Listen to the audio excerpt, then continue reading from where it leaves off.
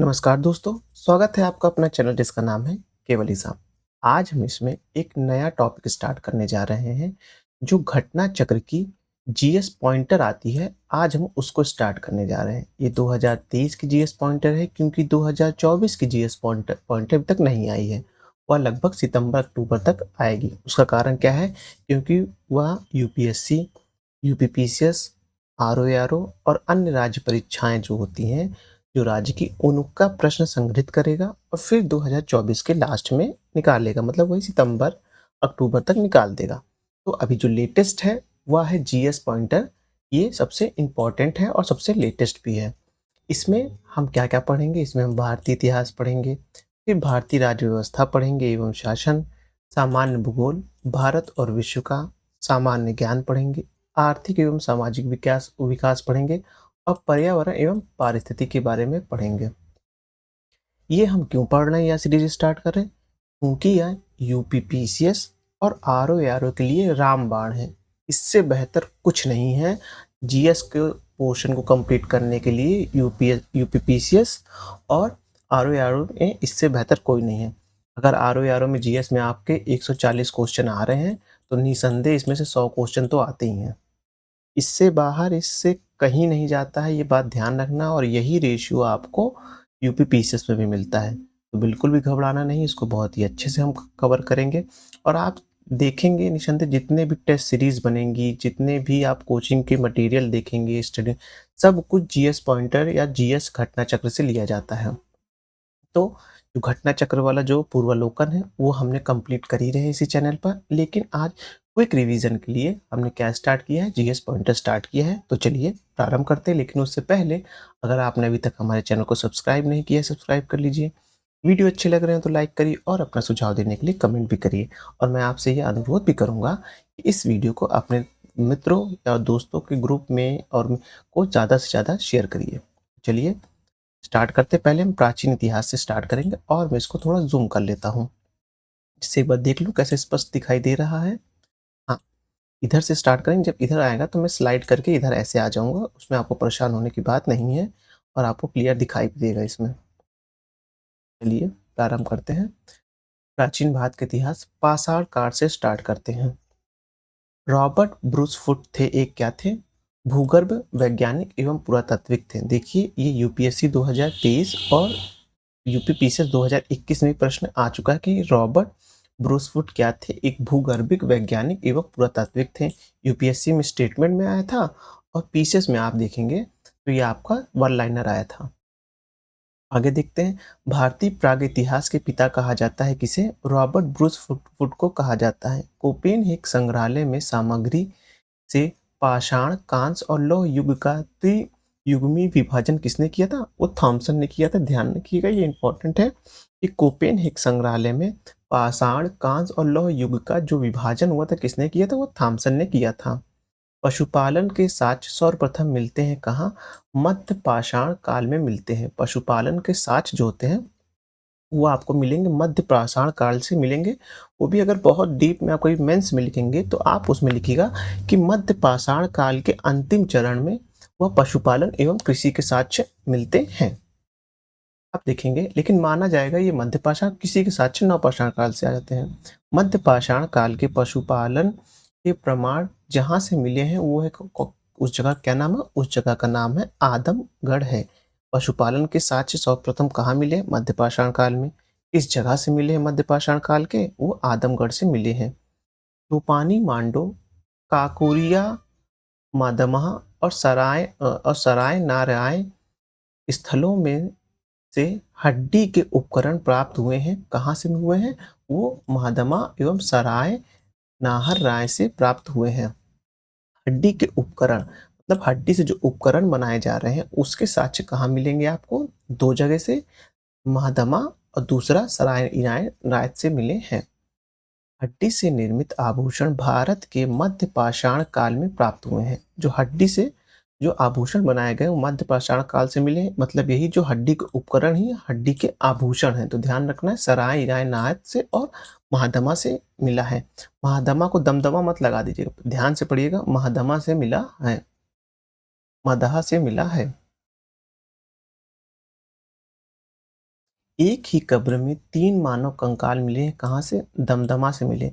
दमदमा को ऐसे याद कर लीजिए, कब्र में एक साथ 3 कंकाल ऐसे याद रखेंगे कि एक के ऊपर एक कंकाल को दबा के रखा गया है, तो दबदबा यानी कि दमदमा ऐसे याद करिए कि दमदमा से दबा-दबा के रखा गया है 3 मानव कंकाल को, वो दमदमा हो जाएगा। आगे देखते हैं, खाद्यान्नों की कृषि सर्वप्रथम प्रारंभ हुई थी कब? नवपाषाण काल में हुई थी। पशुपालन के साक्ष्य के लिए याद रखिएगा सिंपल सा मध्यपाषाण काल, और कृषि के लिए आप देखिएगा तो आपको नवपाषाण काल है। भारत में सर्वप्रथम मानव जीवाश्म प्राप्त हुए थे कहाँ? नर्मदा घाटी से सर्वप्रथम मानव जीवाश्म प्राप्त हुए थे। जो मानव के जीवाश्म है भारत में सर्वप्रथम कहाँ? नर्मदा घाटी से मिले थे। मानव द्वारा सर्वप्रथम उपयुक्त अनाज कौन था? वह जौ था। यानी कि मानव द्वारा जो कृषि को नवपाषाण काल से प्रारंभ किया गया था, तो सबसे पहले जो साक्ष्य मिला है वह उनके द्वारा उपजाया हुआ जो अनाज मिला है वो जौ है। भारतीय उपमहाद्वीप में कृषि के प्राचीनतम साक्ष्य प्राप्त हुए हैं कहाँ? लहुरा देव से कृषि के प्राचीनतम साक्ष्य मिले हैं भारतीय उपमहाद्वीप में। पूछा जाएगा तो कृषि के प्राचीनतम साक्ष्य कहाँ से मिले हैं? लहुरा देव से मिले हैं। ओदे, बोरी, बगोर तथा लखनिया में से मध्यपाषाण काल में पशुपालन के प्रमाण मिले हैं कहाँ? बागोर से मिले, मतलब 4 जगह का नाम दिया हो, पूछा है इसमें मध्यपाषाण काल में इन चारों में से आप देखेंगे तो पशुपालन के साक्ष्य कहाँ से मिलेंगे? तो बागौर है। लेकिन अगर आप ऊपर देखेंगे तो अ,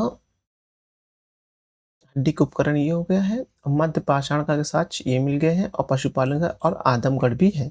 आदमगढ़ और साथ में आपको बागौर दोनों याद रखना है। पुरापाषाण युग, नवपाषाण युग, ताम्रपाषाण युग तथा लौह युग में से चारकोलिथिक युग कहा जाता है। किसे? ताम्रपाषाण युग को चारकोलिथिक कहा जाता है। आमरी, मेहरगढ़, कोटदीजी तथा कालीबंगा में से वह पूरा स्थल जहाँ से पाषाण सांस्कृतिक से लेकर हड़प्पा सांस्कृतिक तक के अवशेष मिले हैं, वो मेहरगढ़ है। बहुत इंपॉर्टेंट है, ध्यान रखिएगा। मेहरगढ़ में आपको जो है पाषाण काल से लेकर हड़प्पा काल तक के साक्ष्य मिल जाएंगे। नवदा टोली का उत्खनन करवाया था एच.डी. संकलिया ने। नवदा टोली का उत्खनन कराया था। डायरेक्ट ये क्वेश्चन पूछा जाएगा कि नवदा टोली का उत्खनन किसने कराया था? तो एच.डी. संकालिया ने कराया था। नवदा टोली अवस्थित है कहाँ? मध्य प्रदेश में। ये भी ध्यान रखना कि नवदा टोली कहाँ अवस्थित है? वो मध्य प्रदेश में है। वृहद पाषाण स्मारकों की पहचान की गई है। कैसे की गई है? मृतकों को दफनाने के स्थान के रूप में। मतलब कि जो पाषाण काल का वह स्थल जहाँ बड़े-बड़े पत्थरों, बृहद पाषाण का इस्तेमाल, बड़े-बड़े पत्थरों का इस्तेमाल किया जा रहा है, वो मृतकों को दफनाने के रूप में इस्तेमाल किया जाए। ऐसे याद रखिए ना, जब हम कब्र बनाते हैं, तो कब्र के पास देखेंगे ऊपर वाले हिस्से में पत्थर, जैसे पत्थर से बना रहता है, ऐसे जैसे स्ट्रक्चर मान लीजिए जो होता है, वो बना होता है। तो मृतकों को दफनाने के लिए ही यूज़ होता है। तो ये जो है पाषाण काल में भी आपको मिलेगा देखने को। अब आगे देखते हैं। राख का टीला, बुदिहाल, संगनकल्लू, कोल्डीवा तथा ब्रह्मगिरी में से जिस नवपाषाण काल स्थल से संबंधित है वह है संगनकल्लू। संगनकल्लू आप देखेंगे नवपाषाणिक स्थल है। संगनकल्लू जो है नवपाषाणिक स्थल है। भीमबेटका प्रसिद्ध है किस लिए? गुफाओं के शैल चित्र के लिए भीमबेटका प्रसिद्ध है। भारत में सर्वाधिक शैल चित्र प्राप्त हुए हैं कहाँ से? भीमबेटका से सबसे ज़्यादा। जो शैलचित्र से तात्पर्य होता है जो दीवारों पे बनाया जाता है उसे शैलचित्र कहते हैं। अजंता, भीमबेटका, बाग तथा अमरावती में से वह स्थल जो प्रागैतिहासिक चित्रकला के लिए प्रसिद्ध है, तो वह देखेंगे भीमबेटका है। भीमबेटका की गुफा स्थित है कहाँ? अब्दुल्लागंज, रायसेन, मध्य प्रदेश में है। यह क्वेश्चन कई बार आया है। भीमबेटका की गुफा को मध्य प्रदेश ना लिख के वो अब्दुल्लागंज लिख देगा या रायसेन लिख देगा। आपको ध्यान रखना है, अब्दुल्लागंज जो है वो रायसेन में है। रायसेन कहाँ है? मध्य प्रदेश में है। अब है, क्योंकि मध्य प्रदेश अब पुराना क्वेश्चन बन चुका है कि मध्य प्रदेश कई बार पूछा जा चुका है, तो उसको अब शिफ्ट करेंगे। अब वो जिला स्पेसिफिकली आने की कोशिश करेंगे।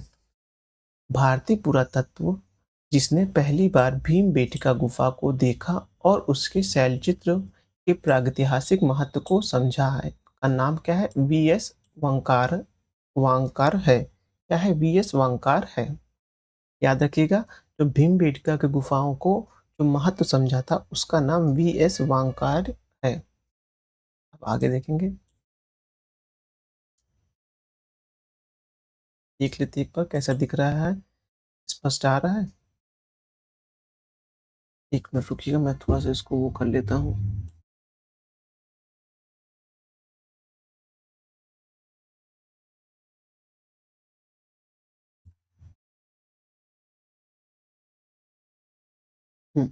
देखिएगा कैसा आ रहा है।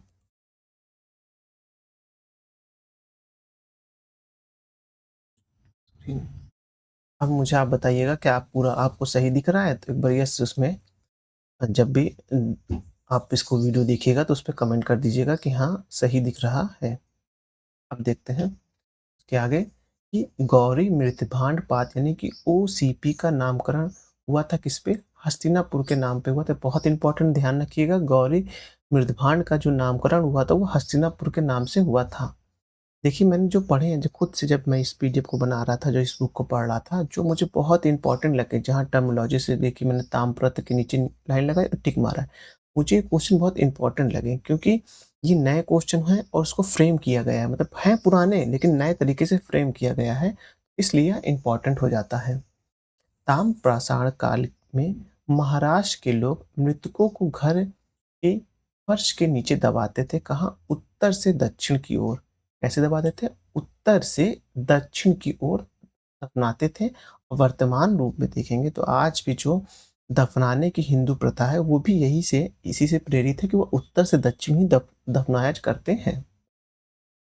अब है ब्रह्मगिरी, बुर्ज़होम, चिरांद तथा मास्की में से वह स्थल जहाँ से मानव कंकाल के साथ कुत्ते के कंकाल का भी अवशेष मिला है, वो बुर्ज़होम है। याद रखिएगा, सीधा क्वेश्चन आएगा, कुत्ते के कंकाल के साथ मानव के कंकाल के अवशेष कहाँ मिले? बुर्ज़होम में मिले हैं।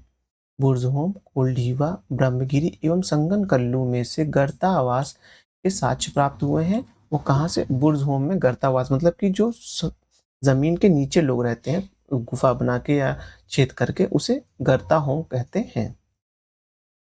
अब है चंद्रकेतुगढ़, प्रसिद्ध है किसके लिए? टेराकोटा कला के लिए। देखिए बहुत इंपॉर्टेंट है क्योंकि ये नए क्वेश्चन है, बिल्कुल नए क्वेश्चन है कि चंद्रकेतुगढ़ प्रसिद्ध किस लिए है? टेराकोटा कला के लिए प्रसिद्ध है। गणेश्वर प्रसिद्ध है ताम्र कलाकृतियों के लिए, ये भी इंपॉर्टेंट है। गणेश्वर किस लिए प्रसिद्ध है? ताम्र कलाकृतियों के लिए है। वृंदन क्षेत्र का वह विशालाश्रय जहाँ से सर्वाधिक मानव कंकाल मिले हैं वो लेखिया है। क्या है वो? लेखिया है। विंध्यन क्षेत्र का वह क्षेत्र जहाँ से आप अधिकांशता देखेंगे कि मानव कंकाल मिले हैं, तो वो लेखिया है। अब आएंगे नूतन नूतन भूतल काल के अंत में सूखे के कारण विंध्यन क्षेत्रों में भोजन की कमी के कारण लोगों ने गंगा घाटी क्षेत्र में प्रवास किया था। यह अवधारणा थी जी आर शर्मा की कि जब नूतन काल आया था लोगों ने गंगा घाटी की ओर प्रवेश किया। यह कथन किसका है? जी आर शर्मा का है। भारतीय पुरातात्विक सर्वेक्षण सांस्कृतिक पर्यटन विज्ञान और प्रौद्योगिकी तथा मानव संसाधन विकास मंत्रालय विभागों और मंत्रालय के संलग्न कार्य है। इसके लिए वो सांस्कृतिक मंत्रालय के अंदर सारा कुछ काम होता है। ये जो आप देखेंगे भारतीय पुरातात्विक विज्ञान पर्यटन, ये सब इसके अंदर आएगा, ये सांस्कृतिक मंत्रालय के अंतर्गत आता है। भारतीय पुरातत्व का जनक कहा जाता है अलेक्जेंडर कलिंगम को। भारतीय पुरातत्व का जनक कहा जाता है, इंपॉर्टेंट है, टिक करिएगा। भारतीय पुरातात्विक सर्वेक्षण के प्रथम महानिदेशक थे जॉन मार्शल। जो उसकी प्रथम महानिदेशक, जब खुदाई होने लगी थी तो उसके प्रथम निदेशक जॉन मार्शल बने थे। और उस विभाग को स्थापित करने के लिए पुरातात्विक विभाग के जनक के रूप में किसे देखा जाता है? अलेक्जेंडर कलिंगम को देखा जाता है। राष्ट्रीय मानव संग्रहालय स्थित है कहाँ? भोपाल में है। ये इंपॉर्टेंट क्वेश्चन है, याद रखिएगा कि राष्ट्रीय मानव संग्रहालय कहाँ है? वह भोपाल में है। अब हम लोग देखने जा रहे हैं, ये जो हमने अब तक देख लिया है, देखिए पॉइंटर में एक खास होता है अगर आप घटना चक्र का पूर्वावलोकन पढ़ चुके हैं, यानी कि आपने बैक ईयर के क्वेश्चन सारे लगा लिए हैं, उसका डिस्क्रिप्शन पढ़ लिया और आपको एग्ज़ाम के लिए क्विक रिवीजन करना है, तो सबसे अच्छा जो होता है वो पॉइंटर होता है। अब हम देखने जा रहे हैं सैंधो सभ्यता एवं सैंधो सभ्यता एवं संस्कृति के बारे में देखने जा रहे हैं। पूरा तत्व से अब तक जितने भी क्वेश्चन बने थे एग्जाम में वो सारे पूरे हो गए हैं। अब आपको उसमें से नहीं पढ़ना है। अब हम लोग क्या देखने जा रहे हैं, सैंधो सभ्यता के बारे में देखने जा रहे हैं। मानव समाज विलक्षणी है क्योंकि वह मुख्यतः आश्रित होता है किस पे? अर्थव्यवस्था पर आश्रित होता है। यानी कि जो मानव का जो समाज है वह कैसा है? बहुत विभिन्न चित्रों मतलब विभिन्न कल्चर वाला है। लेकिन वह मुख्यतः आश्रित किससे होता है? अर्थव्यवस्था से। अर्थव्यवस्था से क्या होगा? खान-पान चलेगा, विदेशी संबंध बनेंगे। जहाँ से आपको कार्य होता है, जहाँ से आपका आर्थिक कार्य होता है, वहीं आपका मन भी लगता है।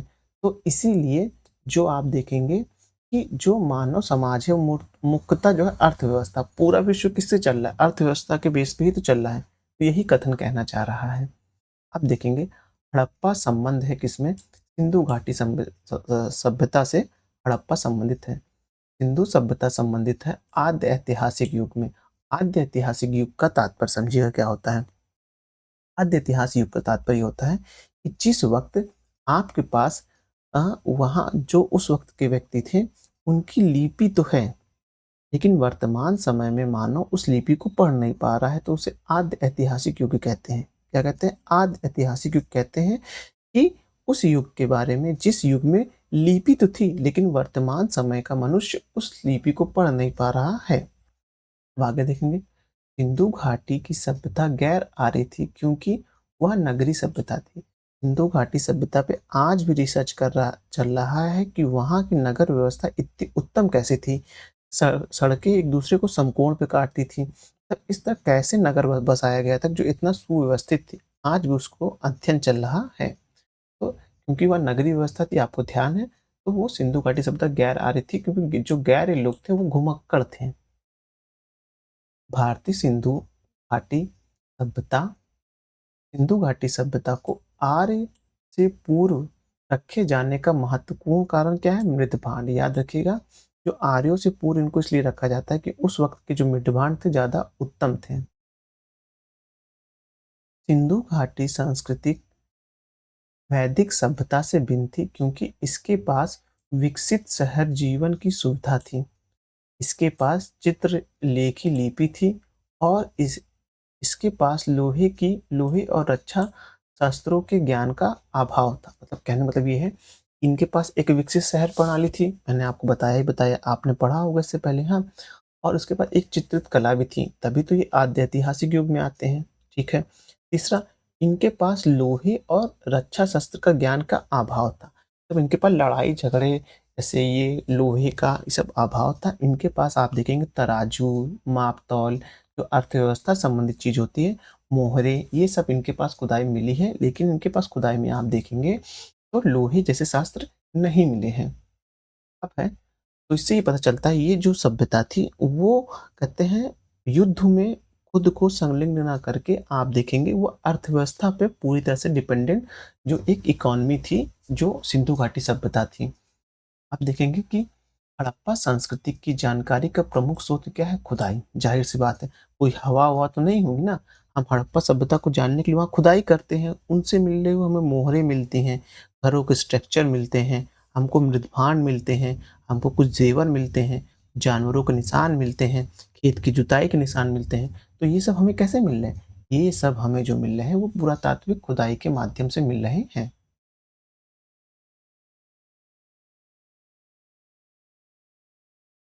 अब हम पढ़ने जा रहे हैं उसके आगे, हड़प्पा सभ्यता की उत्पत्ति के संदर्भ में सही सुमेल है। तो EJH मैक ने सुमेर के लोगों का पलायन बताया।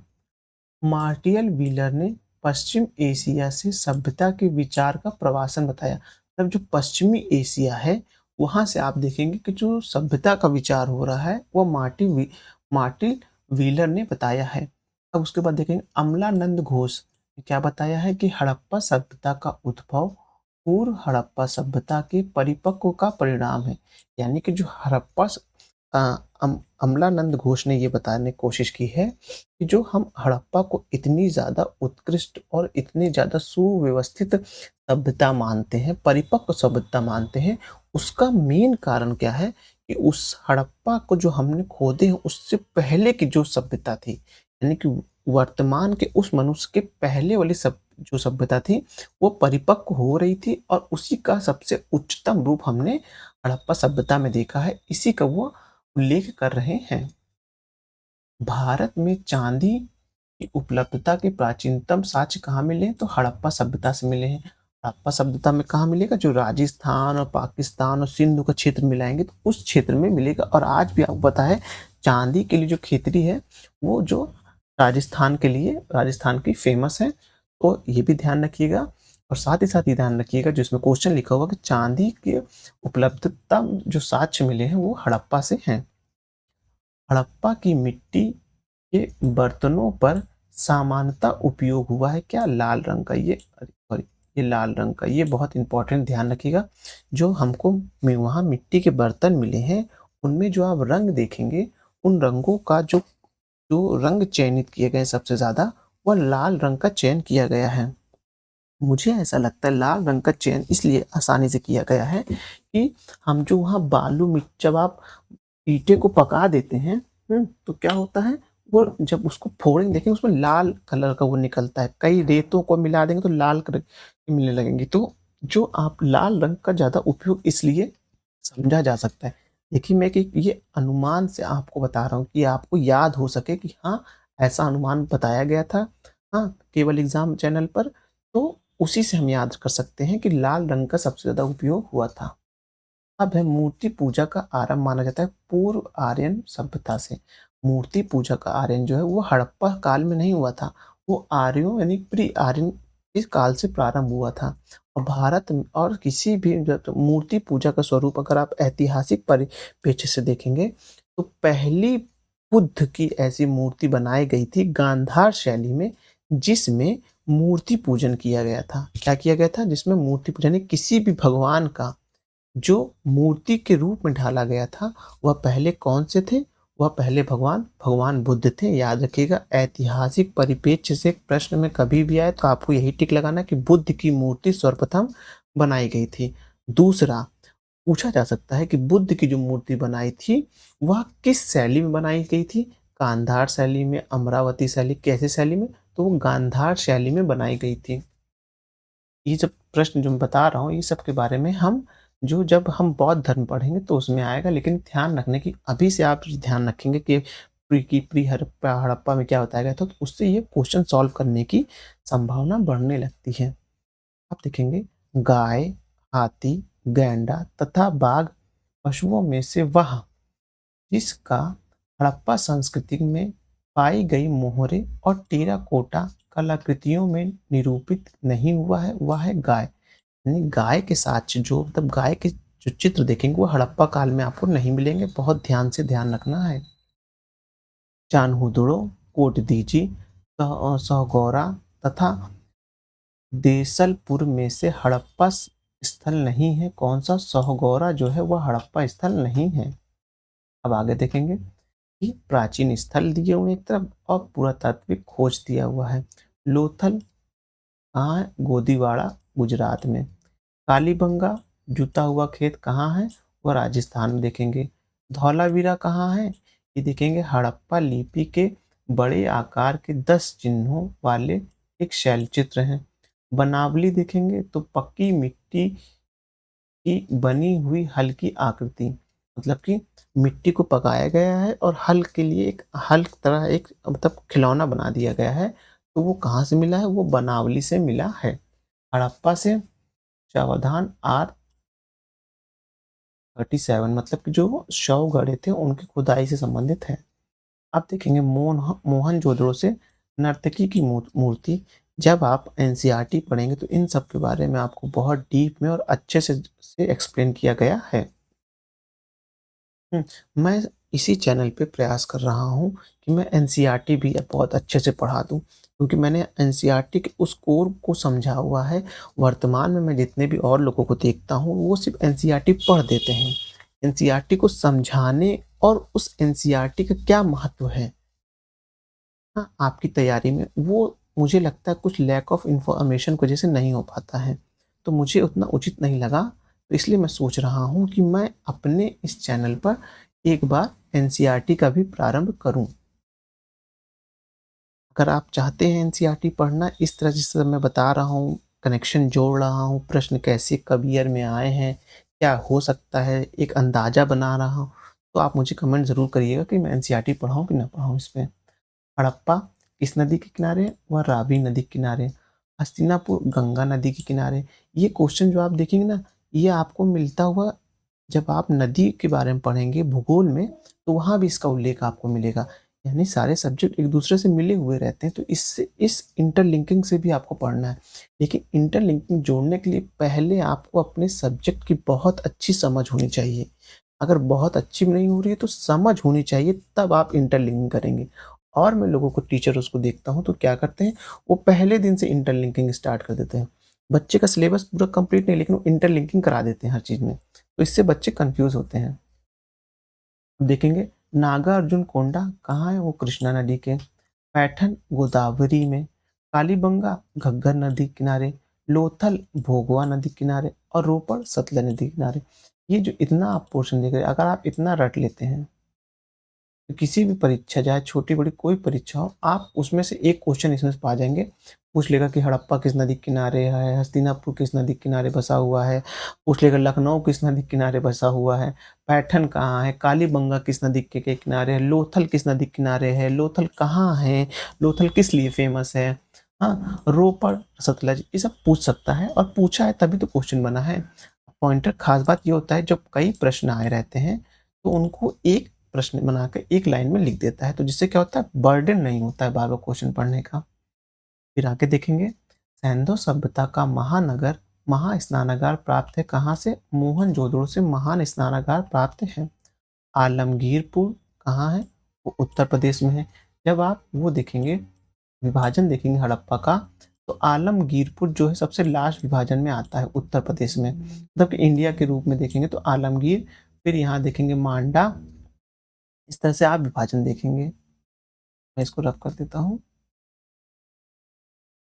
आलमगीरपुर उत्तर प्रदेश, लोथल गुजरात, कालीबंगा राजस्थान, रोपड़ पंजाब, बनावली हरियाणा, दैमाबाद महाराष्ट्र, राखीगढ़ी हरियाणा, हुलास उत्तर प्रदेश। ये जो है ये भी बहुत इम्पोर्टेंट, जैसे ये है हमने नदियों के बारे में पढ़ा है, वैसे हमने ये राज्यों के बारे में पढ़ा कि कौन सा क्षेत्र जो हमारे हड़प्पा के पुरातात्विक स्थलों से कौन सा क्षेत्र वर्तमान में किस राज्य में अवस्थित है। तो ये हमने अच्छे से पढ़ लिया और यही से प्रश्न बनेगा। एक बार फिर रिपीट करता हूँ।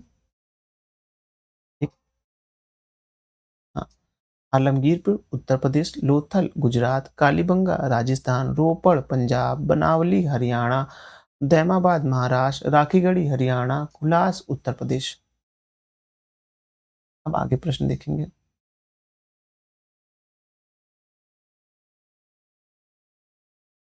हम्म, अब है मांडा जम्मू कश्मीर में, आपको पता है, बालू हरियाणा में, पांडिरी गुजरात में। जैसे नीचे दी वही चीज़ ऊपर मतलब लिखा गया है कि मांडा आप देखेंगे तो वो जम्मू कश्मीर है, बालू आप हरियाणा में देखेंगे और पांडिरी आप देखेंगे तो गुजरात में है। अब हड़प्पा दयाराम साहनी का है। हड़प्पा किसका है? हड़प्पा की खोज किसने की थी? दयाराम साहनी ने की थी। हस्तिनापुर की बीबी लाल ने की थी। तक्षशिला की जॉन मार्शल ने की थी। कौशाम्बी की एनजी मजुमदार ने की थी। लोथल की एसआर राव ने की थी। सुरकोटका की जेपी जोशी ने की थी। धौलावीरा का जेपी जोशी ने किया था।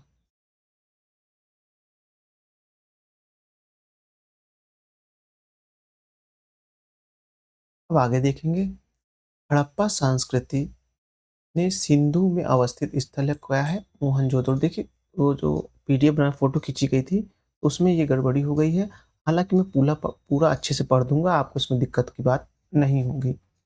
आप देखेंगे फिर उसके बाद हड़प्पा संस्कृति कहाँ-कहाँ अवस्थित है, ये पूछ रहा है। मोहनजोदड़ो में है, चान्होदड़ो में है, जोरेंड जोदड़ो में है, आमीर में है, कोडिजी में, आलमगीर में है, सब जगह है, याद रखिएगा।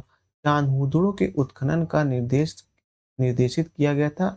जे.एच. मैक को जो है चाँद हूदड़ों के उत्खनन के लिए बोला गया था। चाँद फिर से याद करिएगा, चाँद हूदड़ों के उत्खनन के लिए जे.एच. मैक को बोला गया था। कालीबंगा, हड़प्पा, लोथल तथा आलमगीरपुर में से सिंधु घाटी सभ्यता का वह स्थल जो अब पाकिस्तान में है, वह हड़प्पा है। क्या है वो? हड़प्पा। देखिए दिख नहीं रहा होगा, लेकिन हाँ से आप समझ जाएंगे, वो हड़प्पा है। पूछ रहा है 4 नगर के नाम दिए हैं, कालीबंगा, हड़प्पा, लोथल एवं आलमगीरपुर में से सिंधु घाटी सभ्यता का वह स्थल जो अब पाकिस्तान में है। कालीबंगा आपने देखा था राजस्थान है, लोथल गुजरात में है, आलमगीरपुर उत्तर प्रदेश में। तो ये चारों तो भारत, 3 तो भारत में, लेकिन सिर्फ बच रहा है हड़प्पा। हड़प्पा कहाँ है? वो पाकिस्तान में है। रंगपुर जहाँ हड़प्पा की समकालीन सभ्यता स्थित है, वो आप देखेंगे सौराष्ट्र गुजरात में। रंगपुर तो आप वैसे भी जान रहे हो, रंगपुर आज भी है, आप जानते हैं। मैप, इंडिया का मैप और गुजरात का मैप देखेंगे तो आपको वहाँ रंगपुर दिख जाएगा। हल्का टेराकोटा प्राप्त हुआ है हड़प्पा कालीन स्थिल बनावली से, जो आपको हल्का टेराकोटा की ध्रुव कलाकृति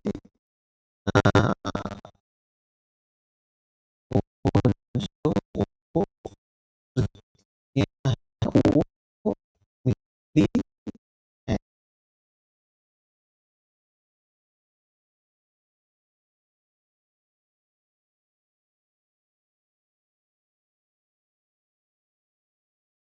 जो भारत में है वो आप देखेंगे कौन सा? लोथल है। देखिए हड़प्पा आपको पाकिस्तान में, मोहनजोदड़ो पाकिस्तान में, लोथल है जो आपका गुजरात में पड़ता है।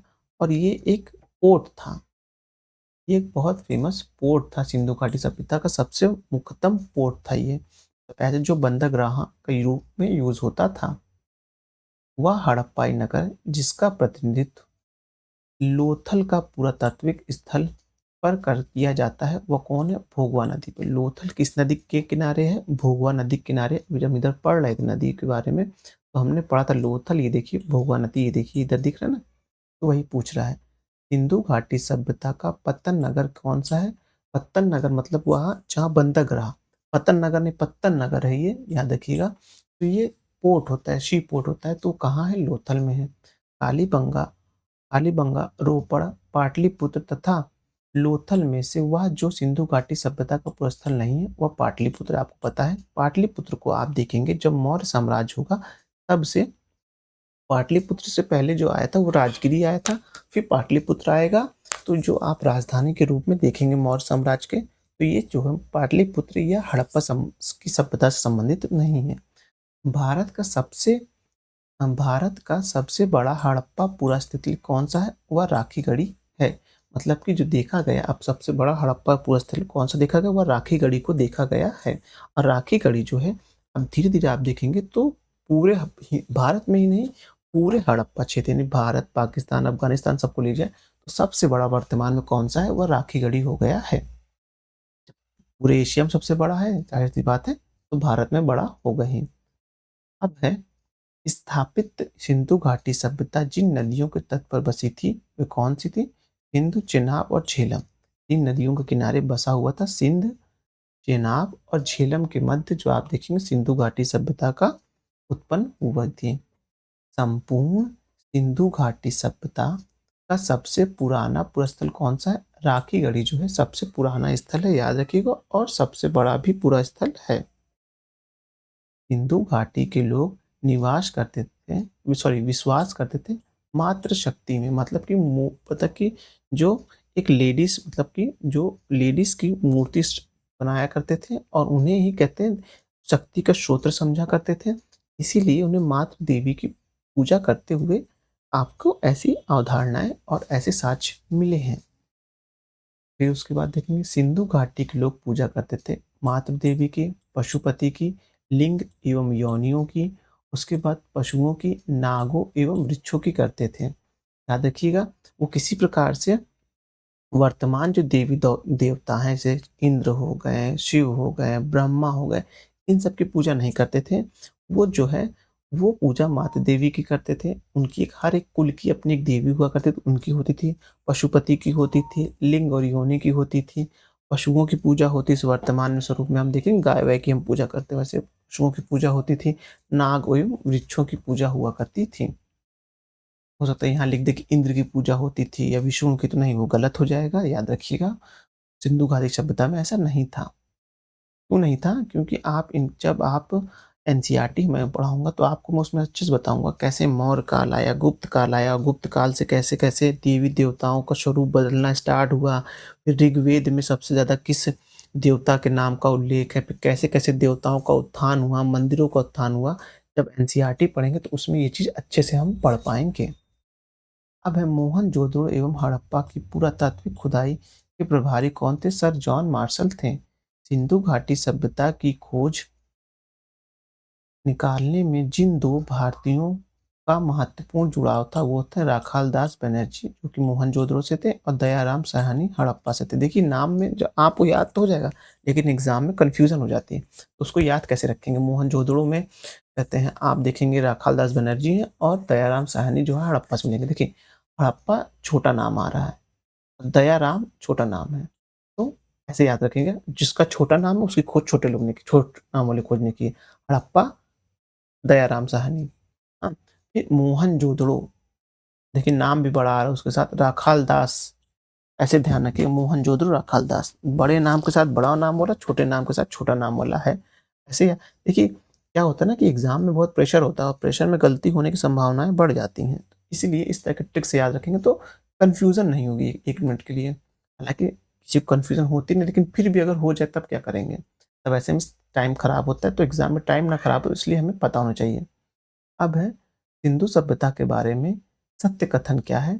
देखेंगे कि नगरों की नालियों की सुदृढ़ व्यवस्था की, मैंने बताया था कि सड़कें समकोण पे काटती थी, जो नालियाँ थीं वो ढकी हुई हुआ करती थी। हाँ, उसमें मैनहोल की व्यवस्था की जाती थी। तो ये एक व्यवस्था हो गई। व्यापार और वाणिज्य की उन्नत दशा थी। आपको पता ही था कि उसमें मोहरों का यूज़ हुआ करता था। लोथल जैसे बड़ा बंदरगाह था जहाँ से विदेशी व्यापार भी हुआ करता था। हाँ, उसके बाद मात्र देवी की उपासना की जाती थी। ये तो हमने पहले बताया था कि मात्र देवी की उपासना की जाती थी। किसी ऐसी देवी की उपासना की जाए जिसका वर्तमान में नाम प्रचलित है, उनकी नहीं, सिर्फ़ मात्र देवी नाम याद रखना है।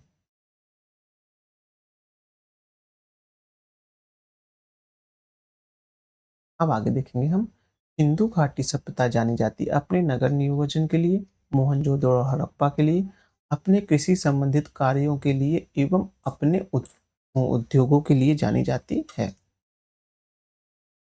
दिख रहा है? हाँ, और ज़ूम कर सकता हूँ, देखो तो।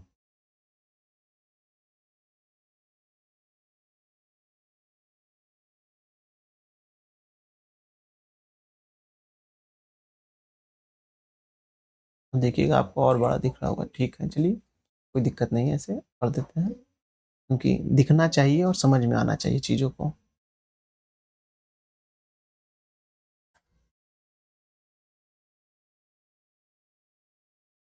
अब उसके आगे देखेंगे, हड़प्पा का उत्खनन करने वाला प्रथम पुरातत्वविद जो इस महत्व को नहीं समझा पाया, वो था ए ए कलिंगम, जो था उसके महत्व को नहीं समझ पाया।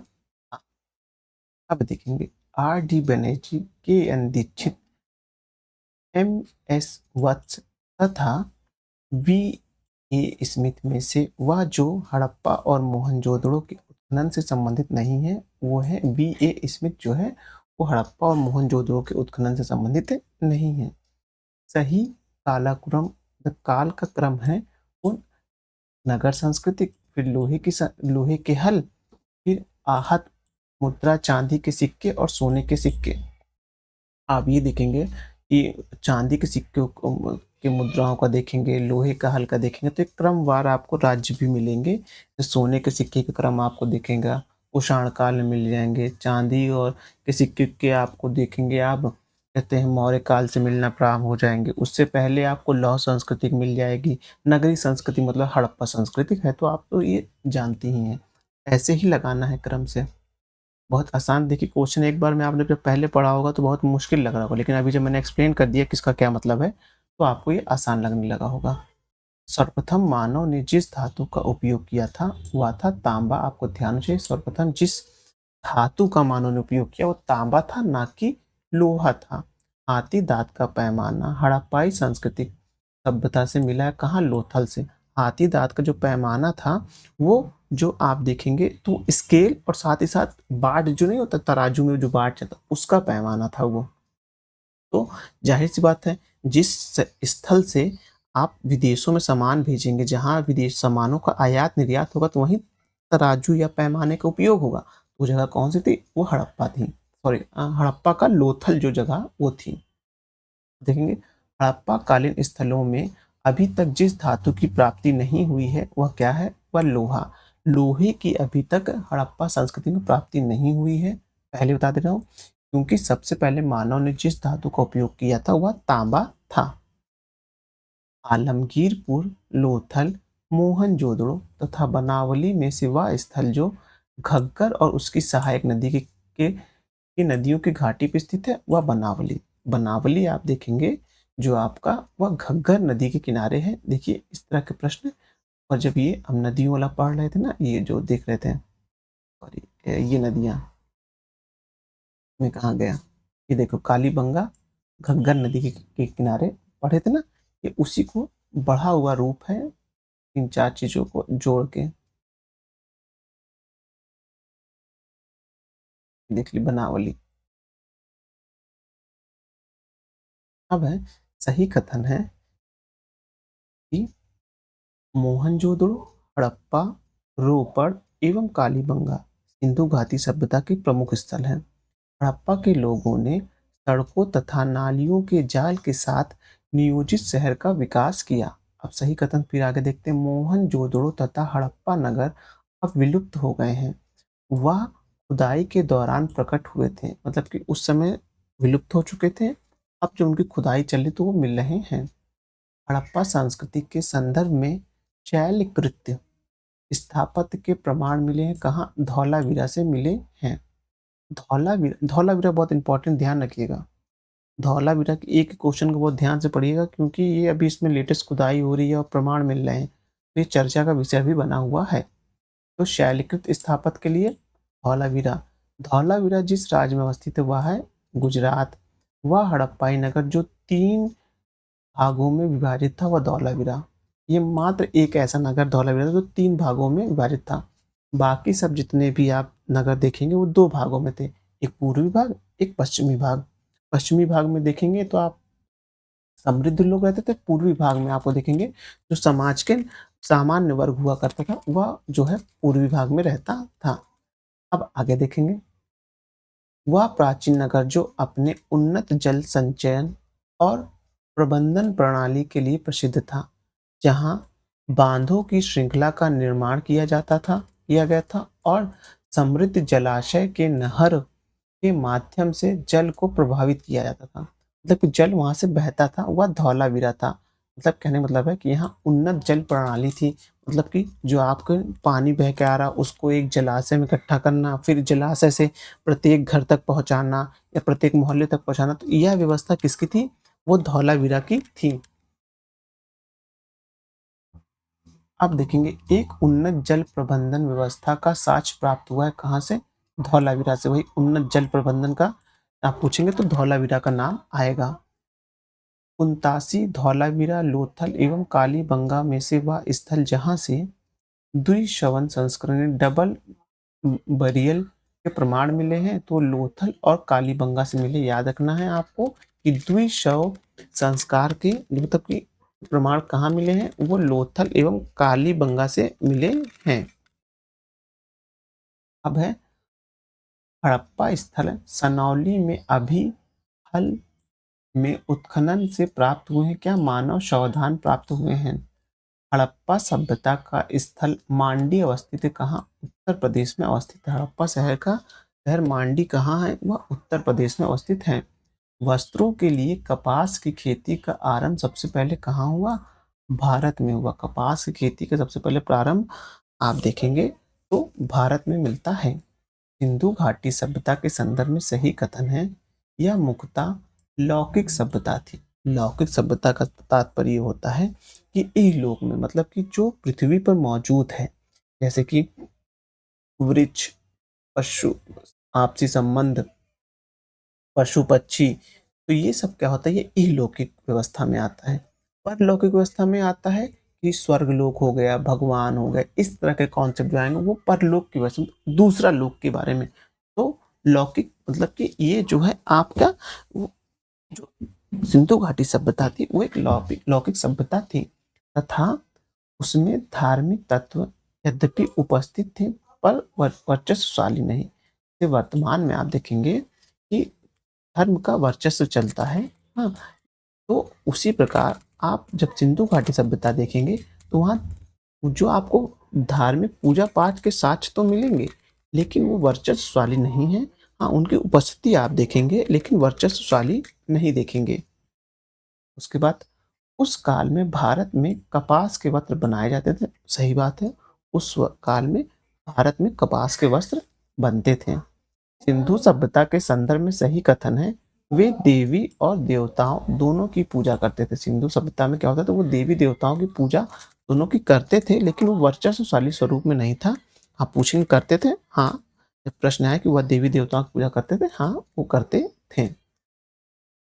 सिंधु घाटी सभ्यता के समृद्ध विख्यात वृषभ मुद्रा प्राप्त हुई थी। वह कहाँ से? मोहनजोदड़ो से एक मुद्रा, वृषभ की मुद्रा प्राप्त हुई है। कहाँ से? मोहनजोदड़ो से प्राप्त हुई है। सिंधु सभ्यता से प्राप्त मोहरों में वृक्ष की आकृति मिलती है। किससे? पीपल की। जो जो सिंधु घाटी सभ्यता की मोहर, वहां से कई मोहर प्राप्त हुई हैं, तो उसमें एक वृक्ष की प्राप्त की मोहर मिली। और वृक्ष किसका है? देखेंगे तो वह पीपल का वृक्ष है। याद रखिएगा, हो सकता है लिख दें नीम का वृक्ष है या कोई और वृक्ष लिख दें। बहुत कॉमन वृक्ष जो है पीपल का वृक्ष, आपको याद रखना है। अब आगे देखते हैं। देखिए दिख रहा है, कैसा स्पष्ट दिख रहा है। अब देखेंगे, वह पशु जिसका अंकन हड़प्पा सांस्कृतिक के मोहरों पर मिलता नहीं मिला है वह घोड़ा। देखिएगा लिखा है नहीं मिलता है। घोड़े का अंकन नहीं मिलेगा आपको, बाघ का अंकन मिलेगा, हिरन का अंकन मिलेगा। हाँ, लेकिन आप देखेंगे कि आप घोड़े का अंकन नहीं मिलेगा, बल्कि जब वहीं आप सारनाथ का जब वो चिन्ह देखेंगे ना, सारनाथ का चिन्ह देखेंगे तो उसमें आपको मिलेगा घोड़े का चिन्ह। जिस पशु के अवशेष सिंधु घाटी सभ्यता में प्राप्त नहीं हुए हैं वो है शेर। शेर के अवशेष जो हैं वह सिंधु घाटी सभ्यता में नहीं प्राप्त हुए हैं, लेकिन आप कालीबंगा से देखेंगे तो बिल्ली और चूहे की जो आंख से संबंधित आपको वहाँ प्रमाण मिल जाते हैं।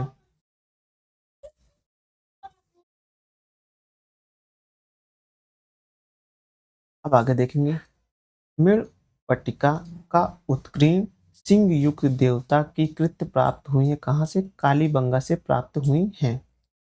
वह सभ्यता जो नील नदी के तट पर पनपी वो मिस्र की सभ्यता है। पता है आपको, मिस्र की सभ्यता नील नदी के किनारे पनपी। माया माया एज़टेक, मुइस्का, इंका सभ्यता में से सभ्यता का उत्तर से दक्षिण का सही क्रम, यानी कि उत्तर से ऊपर से उत्तर से दक्षिण का सही क्रम क्या मिलेगा? तो एज़टेका, माया, मुइका और इंका आएगा। यह प्रश्न मात्र एक बार आया हुआ है अब तक, वो भी आरओ के एग्जाम में यह प्रश्न आया हुआ है। अगर आप आरओ के ध्यान, जो आपकी री पेपर स्टार्ट होगा 6 महीने के अंदर हो जाएगा, सरकार ने बोला है, तो उसमें आपको इस तरह के प्रश्न देखने की संभावना मिल सकती है। हो सकता है क्वेश्चन रिपीट करे, तो ध्यान रखिएगा इस चीज को आप। इस प्रश्न का जो आप देखेंगे कि एजिटा, माया, मुइका और इंशा जो है इक्वल है। अब है लेखन कला की उचित प्रणाली विकसित करने वाली सर्वप्रथम प्राचीन सभ्यता सुमेरियन थी। बहुत इंपॉर्टेंट है सुमेरियन सभ्यता को, इसलिए क्यों लेखन कला की जो हम लिखते हैं उसको उचित प्रणाली, मतलब जैसे हम लोग लिखते नहीं है कि हम लोग सही से आ लिख रहे हैं, आ के पास अब हमको अब लिखना है तो अब लिखेंगे। लेखन लिखना है तो लाला में एक ही मत था, ख ना लेखन लिखेंगे। तो इस तरह की उचित प्रणाली जो है ये इसकी स्टार्टिंग सर्वप्रथम किसी सभ्यता में हुई थी, तो वह सुमेरियन सभ्यता थी। तो हमने इस प्रकार से क्या खत्म कर लिया, हमने पुरातत्व जितना विज्ञान, पुरातत्व से संबंधित जितने भी हड़प्पा से पहले के काल के बारे में जो प्रश्न आए थे उनको खत्म कर लिया। हमने खत्म कर लिया कि हड़प्पा के बारे में अब तक जितने प्रश्न आए थे उनको हमने कंप्लीट कर लिया। अब हम कंप्लीट करने जा रहे हैं वैदिक काल के बारे में कंप्लीट करना है। अगर देखते हैं कितने मिनट का हुआ है अभी, अभी 50 मिनट हो रहे हैं वीडियो स्टार्ट हुए। देखिए जितनी जल्दी खत्म करेंगे उतना तेज हम रिवीजन करेंगे। हम कोशिश करेंगे 1 घंटे ज़्यादा वीडियो ना बने, लेकिन फिर भी अगर कोई टॉपिक खत्म हो रहा है तो खत्म करके ही उसके बाद नेक्स्ट टॉपिक में नेक्स्ट वीडियो में जंप करेंगे। तो इसको देख लेते हैं वैदिक काल के बारे में। आर्य शब्द इंगित करता है श्रेष्ठ वंश से। इसको सीधा-सीधा याद करना है। क्लासिकल सांस्कृतिक में आर्य शब्द का अर्थ होता है एक उत्तम व्यक्ति के। सबसे पुराना वेद ऋग्वेद है, आपको पता है।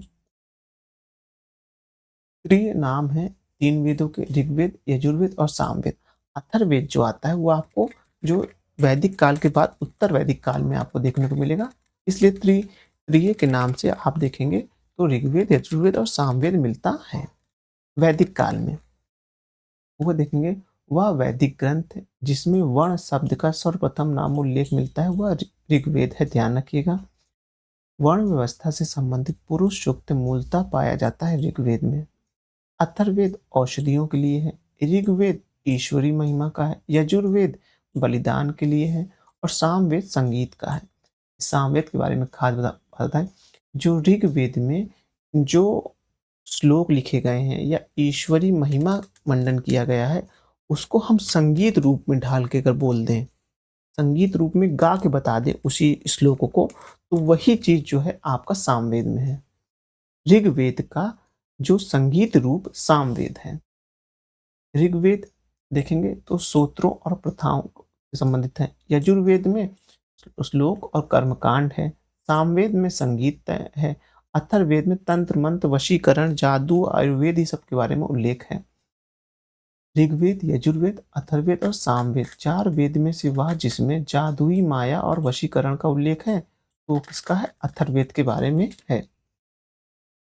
अब है ऋग्वेद की रचना है कितनी, 10,552। ऋग्वेद है श्रोत्रों का संकलन, मतलब कई श्रोत्र मतलब कि जो श्लोक हैं, हाँ, उन सबको मिला दिया गया है और एक जगह रख दिया गया है, तो वो ऋग्वेद में आ गए हैं। हाँ, फिर उन्हीं श्लोकों को गा के सुना दिया गया है तो वो किस में आ जाएंगे, वो आपका सामवेद में आ जाते हैं।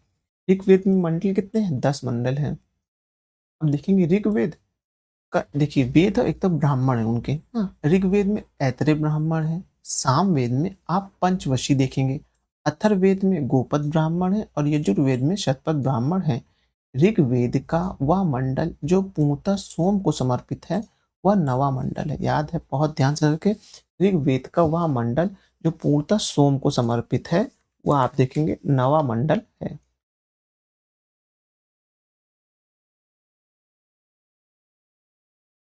यज्ञ संबंधित विधि विधाओं का पता चलता है यजुर्वेद से, जो यज्ञ के बारे में पता चलता है।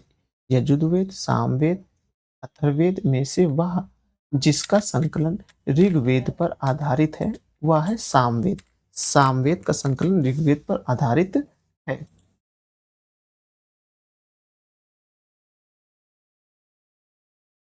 अब शतरंजी खेला कौशाम्बी एवं हस्तिनापुर में से वह स्थल जिसकी खुदाई के लिए लौह धातु के प्रचलन के प्राचीनतम प्रमाण मिले हैं वो है अतरंजी खेड़ा। उपनिषदों का मुख्य विषय क्या है, दर्शन। ऋग्वेद, पर्वती संहिता, ब्राह्मण तथा उपनिषद में से वह वैदिक साहित्य जिसमें मोक्ष की प्राप्ति मिली है वह है उपनिषद। मोक्ष शब्द का सबसे पहले उल्लेख हुआ है वह श्वेताश्वर उपनिषद में। अध्यात्म ज्ञान के विषय में नचिकेत और यम का संवाद जिस उपनिषद से प्राप्त हुआ है वह है कंठोप उपनिषद से। उपनिषद काल में राजा अश्वपति शासक थे किसके, कैकेयी के। वैदिक संहिता का सही क्रम है वैदिक संहिता, ब्राह्मण, अरण्यक और उपनिषद। उपनिषद सबसे लास्ट में आता है, ध्यान रखिएगा। आरंभिक वैदिक संहिता में सर्वाधिक वर्णित नदी कौन सी है, वह सिंधु के बारे में लिखा गया है। वैदिक नदी अस्कनी की पहचान चिनाब से की जाती है। ऋग्वेद में जिन नदियों का उल्लेख अफगानिस्तान के साथ आर्यों के संबंध का सूचक है वह है कुंभा और कुर्म। कुंभा काबुल, पारुष्णी रावी, सदानीरा गंडक, सतुश्री सतलज। अब देखेंगे वेदोत्तर काल में प्रचलित प्रथा चतुर्थास्थ है, क्या है? चतुर्थ पुरुष में आप देखेंगे तो धर्म, अर्थ, काम और मोक्ष। 4 आश्रम में देख लेंगे, ब्रह्मचर्य, गृहस्थ और वानप्रस्थ आश्रम है। उसके बाद देखेंगे धर्म तथा ऋतु भारत की प्राचीन वैदिक सभ्यता के एक केंद्रीय विषय को चित्रित करते हैं। इस संदर्भ में सत्य क्या है? ऋतु जो मूलभूत नैतिक विधान है जो सृष्टि और उनके अंतर्निहित सारे तत्वों की क्रियाकलापों को संचालित करता है। धार्मिक व्यक्ति के दायित्व एवं स्वयं तथा दूसरे के प्रति व्यक्तिगत कर्तव्यों का संकलन करता है। भारतीय भारतीय संस्कृति के अंतर्गत ऋतुओं का अर्थ है प्राकृतिक नियम। देवी देवताओं और उनका पुरोहित माना जाता है बृहस्पति को। लोपामुद्रा, गार्गी, लीलावती तथा सावित्री में से वह ब्रह्मवादिनी जिसने कुछ वेद मंत्रों की रचना की थी वो थी लोपामुद्रा। वैदिक काल में निश शब्द का प्रयोग एक स्वर्ण आभूषण के लिए होता था, किंतु परिवर्तित काल में उसका प्रयोग सिक्के के रूप में होने लगा। ऋग वैदिक काल में निश आभूषण क्या है? गले का आभूषण है। निश इसलिए देखिए वर्तमान में जो टाटा का एक ब्रांच है तनिष्क जो सोने का काम करता है वो आभूषण बनाता है, तो उसी निष्क वहीं से टाटा हो गया और तनिष्क हो गया। ये प्राचीन काल में निशाक को जाना जाता था आभूषण के नाम से। उसके बाद देखेंगे 14वीं शताब्दी के पूर्व में भूगज कोई अभिलेख का महत्व है, क्योंकि यहाँ से प्राप्त अभिलेख में वैदिक देवताओं और देवताओं का और देवियों का नाम उल्लेखित है।